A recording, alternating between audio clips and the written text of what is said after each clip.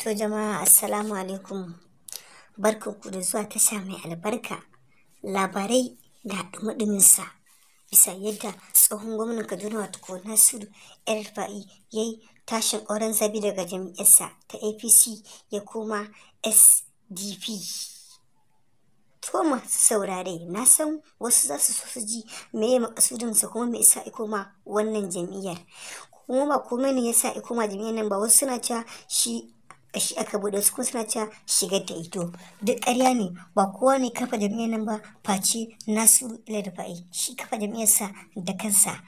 Domin tabbatar da gaskiyar abin da Nasiru El-Rufai ya sa ya koma wannan jam'iyyar APC, ku biyo mu a cikin bidiyon nan. To mai saurari, idan yanzu ka shigo tasha mai albarka, ku ci gaba da yi mana subscribers, kana ku danna mana alamar ƙararrawa da zarar mun ɗora, domin tashar Arewa Blog TV ta kuci.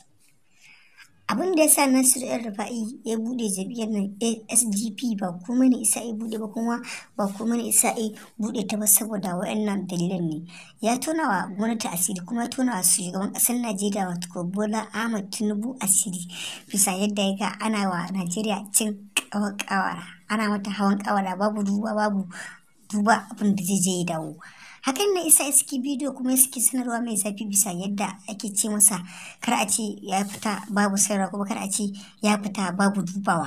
Ba komai ne yasa aka saki wayannan bayanan ba, kuma bidiyo da kansa ba, kuma iska duniya ta ji ta gani ta tabbatar da manufarsa ba, saboda wasu ba za su san me ma'anarsa ba, amma ya ci sai nan gaba.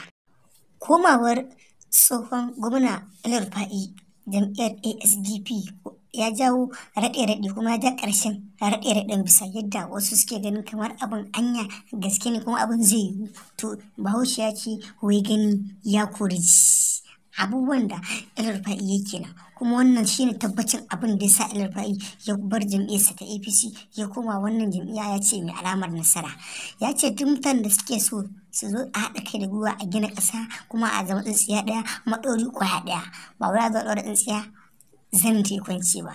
Ma'anarsa yana so duk wani al'ummar musulmai da al'ummar talakawa da masu kuɗi don kasuwa su ba su haɗin ga, kuma su ba su goyon baya a shekara mai zuwa wacce za a fito zaɓen gwamna. Nasiru El-Rufai ya ƙara gawa al'umma, ya ce abin da ke da roƙonsa da shi mutanen jihar Kaduna su mara masa ba, kuma shi kuma ya ce insha Allah zai musu abin da har abada ba za su manta da shi ba. Ba komai da isa suka da wannan zancen musu ba, kuma suka karɓi uzurinsa ba, saboda sun ga ya yi a farko, kuma ya iya wasu, kuma ya yi abin bajinta. A baya-bayan nan Nasiru El-Rufai ya sha kokawa da APC bisa yadda ya ga abin da ake yi ya wuce hankali, kuma ya wuce misali. Hakan ne isa ya ce tabbas zamansa a APC ba zai yi ba, kuma zamansa a APC ba shine mafita ga al'ummarsa ba, kuma ba shine mafita da shi kansa ba. Fitowarsa kenan daga barin APC da kuma SDP, talakawa da masu kuɗin su suka zo suna da bibi, suna kewa, kuma suna yin kuka bisa yadda suke ba shi haƙuri ya bar jam'iyyarsa da yake ciki. Amma ya ce ina su ai ba za su hango abin da hango ba, amma ya ce in kire na yau zabo yau, wataran in ba da wataran za a du. Abin da yake nufi ba komai bane ba, ya ce talakawa ake dubawa, kuma ya ce abin shura kiris za su fahimci dalilin da ya sa ya buɗe wannan sabuwar jam'iyyar, saboda ya ce shi ya ɗau alƙawari duk wani abu da talaka zai ji daɗi, ya ce zai yi iya wasu saboda iya tausayin talakawa.